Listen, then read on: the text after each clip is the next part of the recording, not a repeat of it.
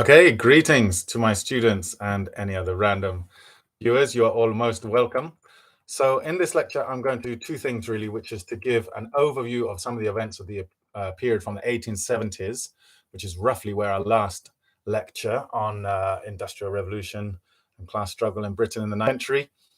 But also at the same time, give you a sense of Marxist-Leninist analysis by basically giving you a Marxist-Leninist interpretation of the events of that period as we go along. So in keeping with Marxist analysis, we'll be looking a little bit at economics of this period, as well as the class struggle aspects of this period. For my students, you aren't going to need detailed notes on all the events and phenomena I mentioned, so I'd just suggest around maybe about a page of notes for the whole lecture would be fine, and feel free to do these at the end. Using the headings in the video description as prompts. So you can just get a summary of the main ideas without getting lost in the detail. So to begin with, a quick recap. By the late 19th century, in response to the growing poverty and working class uprisings of the industrial era, there was a certain ideological convergence beginning to take place between modern liberalism, one nation conservatism, and revisionist socialism. And each of these ideologies agreed on two basic principles. First of all, the need for state regulation of capitalism in order to reduce poverty and improve working and living conditions, at least for workers in the center of the European empires, that is in Western Europe.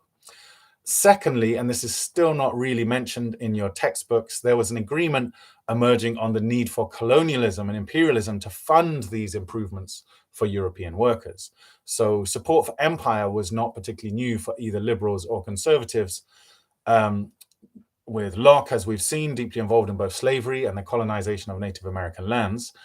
But Disraeli had explicitly emphasized the need to promote empire, specifically amongst the working class, to buy their allegiance and manufacture a shared national interest between the working class and the ruling class within the British Isles.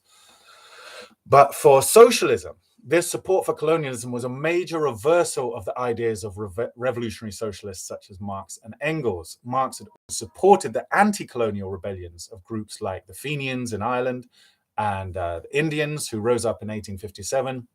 And for Marx and Engels, the workers had no country, had no nation. They're an international class who needed to bond together to overthrow their common oppressor, the imperialist ruling classes of Britain, France, and so on. And he encouraged workers in Britain to support the independent struggles of those in Asia, Africa, Ireland, and the Caribbean. Evolutionary socialists such as Beatrice Webb and Edward Bernstein, however, explicitly supported colonialism and supported the suppression of anti-colonial uprisings. So revisionist socialism represented a move away from the internationalism of revolutionary socialists such as Marx and Engels and more towards nationalism. And this would become very significant when World War I broke out in 1914. So that's what I just wanted to start with, to show how at the start of the 19th century, classical liberalism, traditional conservatism, revolutionary socialism had all been very distinct ideologies. They're starting to tend towards a common program based on state regulation of capitalism and colonialism by the end of the 19th century, with these new iterations of these ideologies in the form of modern liberalism, one nation conservatism, and revisionist socialism. But before we come to World War I, however, let's look at some of the background in both economics and politics and how this impacted ideologically. So, after a 3-decade economic boom in Britain, largely due to the wealth created by colonialism, a new period of economic depression hit Europe in 1873, lasting almost a quarter of a century until 1896. To a certain extent, France and Britain were able to use their colonies to reduce its impact. In Marxist terms, the depression of 1873 to 1896 was a classic, what's the name of the crisis? Type of crises that Marxists believe are endemic to capitalism. That's right, they believe it's a classic overproduction crisis. So both countries, Britain and France, had become major steel producers in the Victorian era and had used the huge quantities of steel they'd produced to build railways across their countries. But of course, there's only so much railway that you can build in one country, and orders began to dry up, leading to the closure of factories, the laying off of workers, subsequent reduction in demand, leading to layoffs in other industries and a spiraling depression, a classic overproduction crisis. Britain, however, was able to offset this crisis to an extent by building new railways in its colonies, in India in particular, today's India and Pakistan, then undivided India. This allowed British steel producers to keep producing beyond what their domestic market was able to produce. Lenin theorized what was happening in his classic text, Imperialism, the Highest Stage of Capitalism, written in 1916, in the middle of World War I, by the way. He argued that once capitalism had reached a certain point, the point at which its own domestic markets are saturated, and it was no longer possible to profitably invest in its home country, it needed to export capital, that is, find foreign markets to invest in, to build infrastructure in, and so on. And that is where imperialism comes in. Having colonies provided countries like Britain with what were effectively captive markets to invest in. And that is what enabled them to stave off the worst aspects of economic depression. In other words, according to Lenin, once it reached a certain stage, capitalism inevitably became imperialist, aggressively seeking colonies. And it is true that once the depression set in from 1873 onwards, a new wave of imperialism was unleashed by the European powers. Whilst the previous decades had not seen European countries colonize any new territories, there was a huge increase in the conquest of new territories during the 1870s and 1880s, in particular, what was called the Scramble for Africa.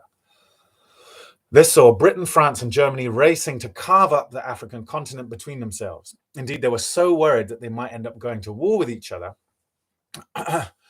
over African territory that they organized a conference, the Congress of Berlin in 1882, to carve up Africa between themselves. They literally sat down with a map of Africa, got their pencils and rulers out, and divided the territory up amongst themselves.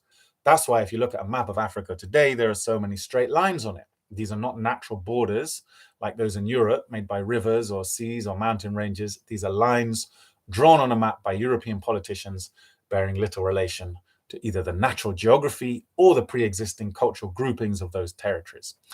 What they did reflect, rather, was the power differentials between the different European powers.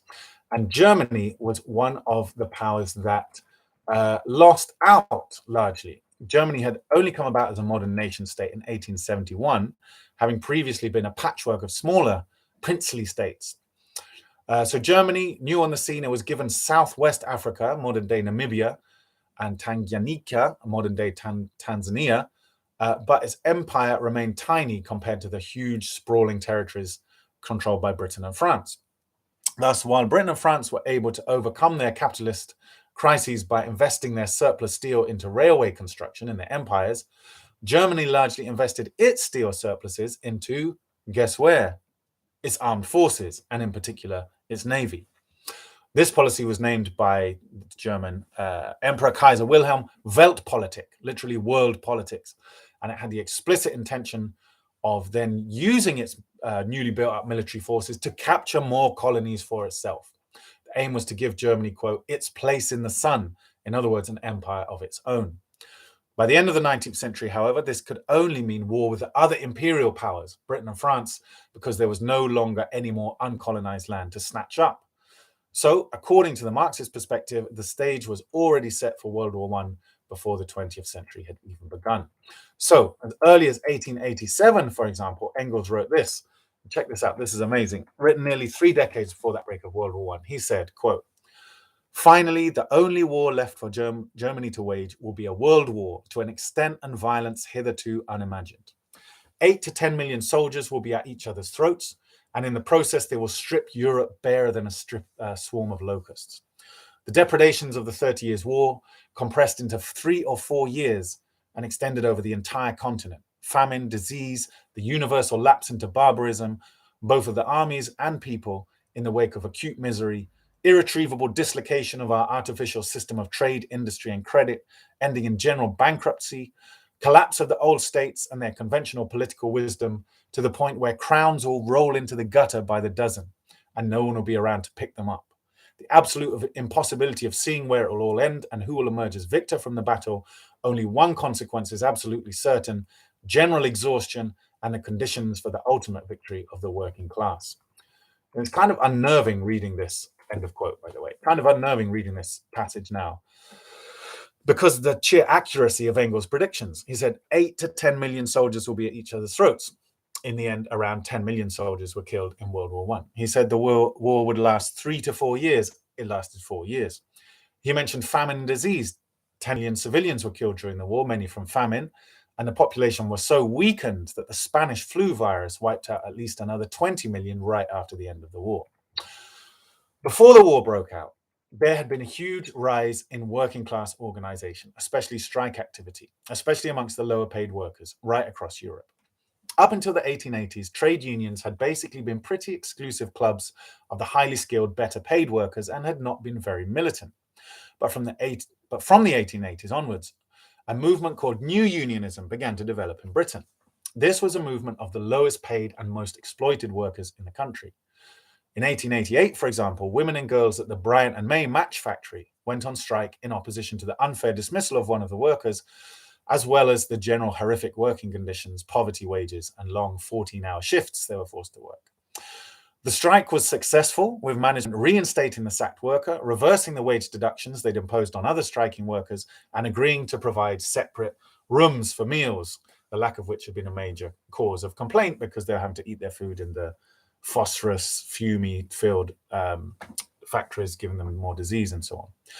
The following year, 100,000 dockers went on strike in London, winning a historic victory. In both cases, the strikes were spontaneous and very few of the strikers were organized in trade unions at the start. But after the strike, however, the strikers joined unions en masse, and this was replicated amongst many other industries, leading to the birth of the new unionism. So now you had unskilled, majorly exploited, lowest paid workers organized in trade unions for really the first time in Britain. Militant trade unionism grew in strength across Europe over the decades that followed, often led by communists and anarchists, anarcho-syndicalists to be precise, who we'll study later in the course. This reached a peak in the years preceding World War I, and the period 1910 to 14 became known as the Great Unrest due to the huge level of working class rebellion. Tensions were high. When miners went on strike in Tonypandy in Wales in 1911, for example, then Home Secretary Winston Churchill sent in the army and 2 people were shot dead. The anarcho-syndicalist leader Tom Mann then wrote an article calling on soldiers not to fire on striking workers and was imprisoned under the Incitement to Mutiny Act. 85,000 dockers and sailors went on strike in Liverpool the same year, and again the army was sent in on Churchill's orders, with another 2 strikers again shot dead. At this time, a real culture of militancy and solidarity was developing in working class communities, illustrated by the fact that even workers' children went on strike in 62 towns in 1911 in what was called the school strike, refusing to go to school. Their demands including a reduction of working hours, an end to corporal punishment, that is being beaten by the teachers, and reduced homework. What was particularly alarming to the ruling class was that the movement was led, not just the school movement, the whole strike movement was being led by communist and anarcho-syndicalists, both of whom aimed not only at improving working conditions, but the overthrow of the capitalist system altogether. The basic strategy of the anarcho-syndicalists was to build towards a general strike involving the entire working class, which would pave the way to a workers' revolution in which workers would take over the land and the factories on a permanent basis, repurposing industry to meet the needs of humanity rather than profits for the bosses. Cabinet Minister Leo Amery was so concerned at the coming revolution that he went to his local gunsmiths to purchase a revolver to defend himself, he wrote in his diary, only to discover to his horror that they had already sold out. So these fears of a revolutionary challenge to the capitalist order increased in January 1914 with the formation of what was called the Tripartite Alliance. This was an alliance between 3 of the most powerful unions in Britain at the time: the Dockers Union, the Railway Workers Union, and the Miners' Union. They represented some of the most exploited and militant workers in the country, and between them had the power to bring trade and industry to a complete standstill. Electricity was dependent on coal at this time, so with all these unions on strike at the same time, there would be no electricity and no transport of the goods either in or out of the ports or around the country. Incidentally, it's interesting to note that in 1912, Churchill ordered the British Navy to be switched from coal power to oil power, perhaps due in part to a fear of the growing strength and militancy of the coal miners and a desire to reduce the Navy's dependence on them. Thus began a new dependence of British militarism on Middle Eastern oil. So related events such as the Iraq War of 2003 and British support for the Israeli repression of Palestine today can, in a sense, be traced back to this period of the Great Unrest. And this new spirit of militant working class organization was growing across the European continent. In Russia, a general strike had actually taken place in 1905, which saw the creation of so-called Soviets for the first time. Soviets were workers' councils elected by the workers to coordinate industry and ensure people's needs were met during any strike. These Soviets came to be seen as the potential basis for a new type of workers' government, in which workers would directly control the economy themselves. And it was, of course, these Soviets that inspired Lenin's vision of a Soviet government, which he would then try to implement following the Bolshevik Revolution of 1917, and which gave his new revolutionary state its name, the Soviet Union. At the same time as the Great Unrest was bringing industry to its knees, there were also growing anti-colonial struggles across the empire. In Ireland, both were emerging at the same time. On the one hand, there was a huge amount of labour unrest, with the high point being the Dublin lockout of 1913, in which 20,000 workers struck simultaneously across 300 different workplaces. At the same time, there was a growing Irish nationalist movement. At that time, all of Ireland was technically part of the United Kingdom, but the Liberal government had promised home rule, basically an early version of devolution. The Irish Parliament, which had been closed down by Britain in 1800, would be reopened and would be given powers to make its own domestic policies free of control from London, whilst foreign affairs would remain under the control of the UK as a whole. In other words, a very similar arrangement to what, say, Scotland or Wales and Northern Ireland have today. But the problem was that the Unionists, descendants of the English and Scottish settlers in Ireland, who identified as British rather than Irish, refused to accept this. And 100,000 of them had signed a covenant, basically a serious and binding promise to each other, to resist home rule by any means necessary. And they were arming themselves and organizing military training to put this into practice. Seeing this, the Irish nationalists also began arming and training, and the stage seemed set for civil war. So to summarize, we could say that in the period leading up to the First World War, there were three major problems facing the European ruling class. Number one, there was this growing class struggle amongst the workers with a revolutionary anarcho-syndicalist and communist leadership who were organizing waves of strikes and representing a growing challenge to the entire capitalist system.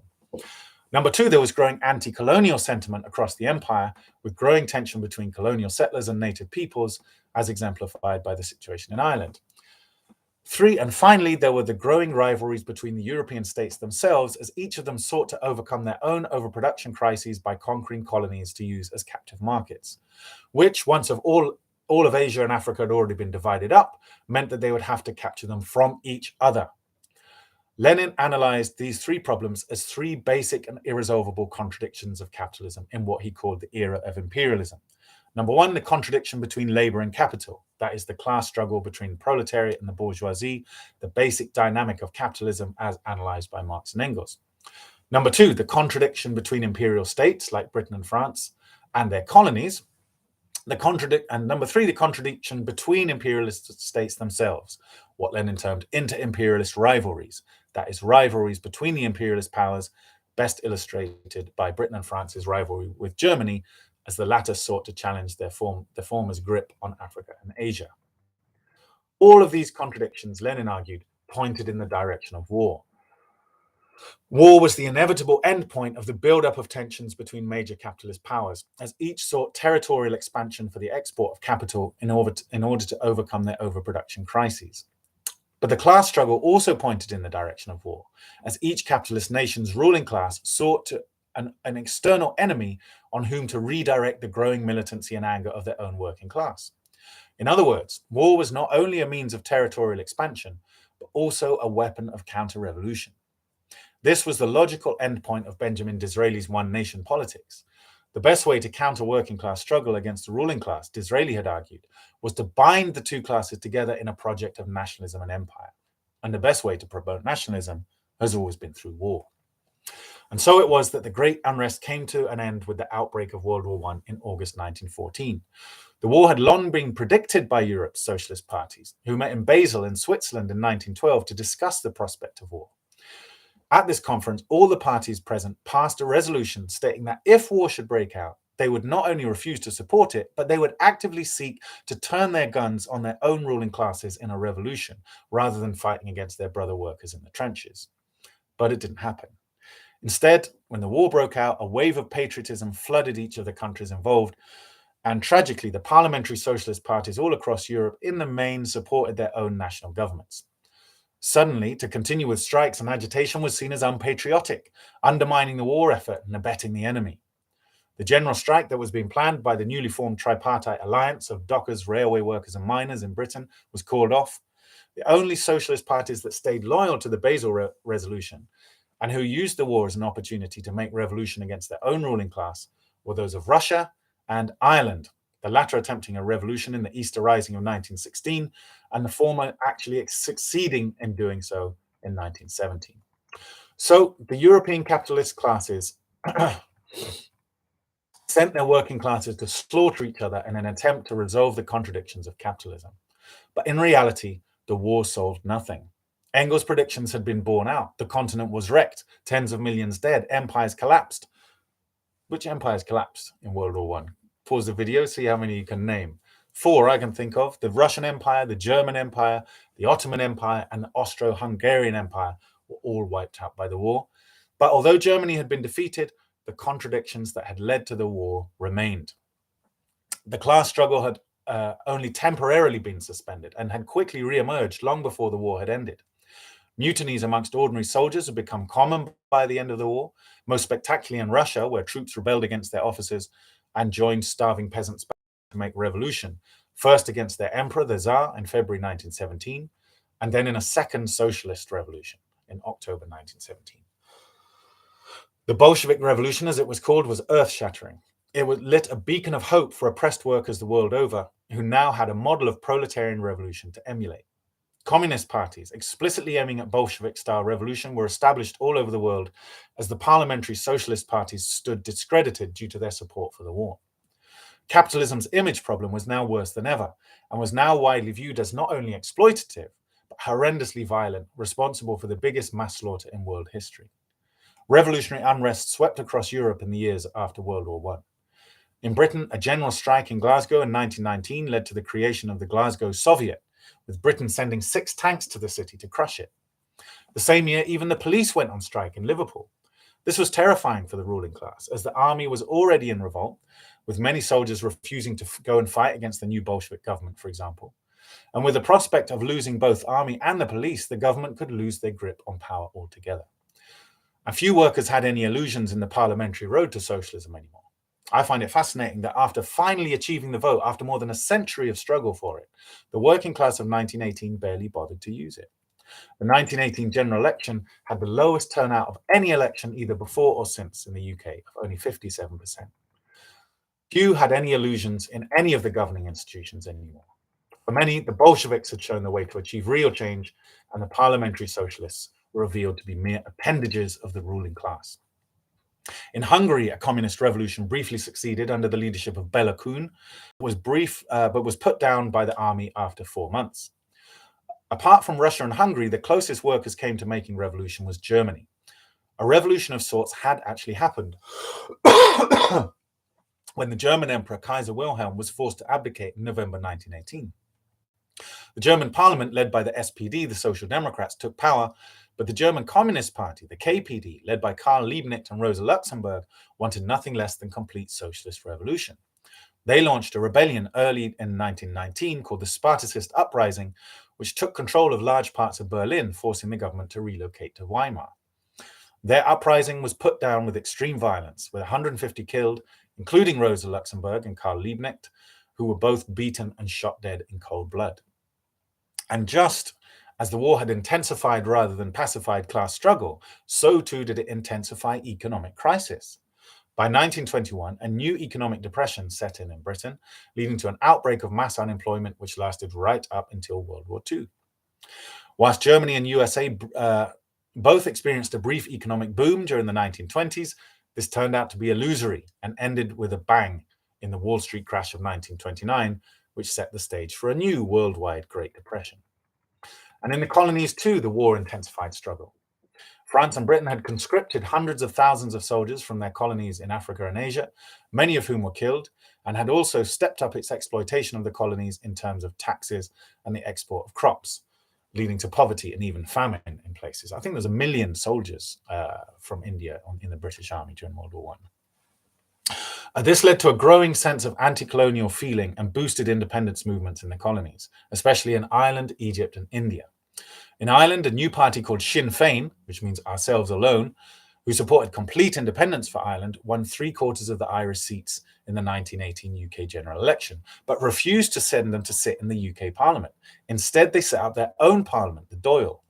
The UK responded by sending in the army, including the creation of a vicious new paramilitary force called the Black and Tans, to crush the new Irish Parliament. In response, Sinn Féin created its own army, the Irish Republican Army, the IRA, to defend the Dáil. For 2 years, they fought the British in the War of Independence, Irish War of Independence, until reaching a deal in 1921. Under the terms of this deal, all of Ireland would become independent, except for 6 of the 9 counties of the northeastern province of Ulster, which would remain part of the UK, as it does to this day, under the name Northern Ireland.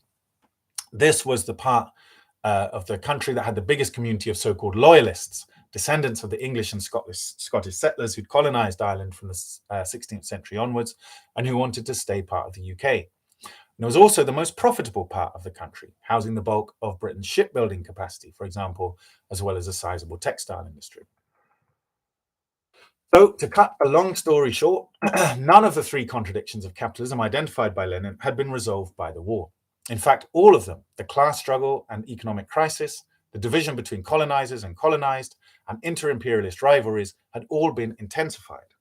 Thus, for a Marxist-Leninist, it was no surprise when a new world war broke out between the same powers just 2 decades later, the Second World War, which would prove to be even more bloody than the first, with an estimated 75 million killed, including 27 million in the Soviet Union alone. If capitalism had an image problem after World War I, it was now worse than ever. Many saw capitalism as directly to blame for both world wars, for the global depression of the 1930s, and for the rise of fascism. Hitler's rise had been supported by the capitalist governments of Britain, France, and the USA, who saw Hitler as a useful counterweight to communism, and financed by British and American banks who funded Nazi rearmament. At the same time, the prestige of communism was at its height. The Soviet Union had ultimately defeated Hitler's armies. 9 out of every 10 Nazi soldiers who were killed during the war had been killed in the Soviet Union by Soviet soldiers. As the Red Army pushed the Nazis back through Eastern Europe, they ended up in control of those territories and were able to establish communist governments from Poland to Hungary. At the same time, it was communist parties across Europe who had led the resistance against Nazism, and everyone knew it. The prestige of communism had never been higher. Even in countries in which the Red Army had never stepped foot, such as Yugoslavia and Albania, communists emerged from the war strong enough to take power, and communist parties very nearly won elections in Italy and France as well. Even in conservative Britain, the Communist Party gained a handful of MPs. The capitalists were determined not to make the same mistake they had done after the First World War. If capitalism was to re-establish any kind of popular base of support, it would have to demonstrate that it was capable of sustaining both peace and prosperity. No one wanted to come out of the war only to return to the mass unemployment that had preceded it. That is the context in which we should view the post-war consensus. But that is a subject for another lecture. Thank you for listening, and see you next time.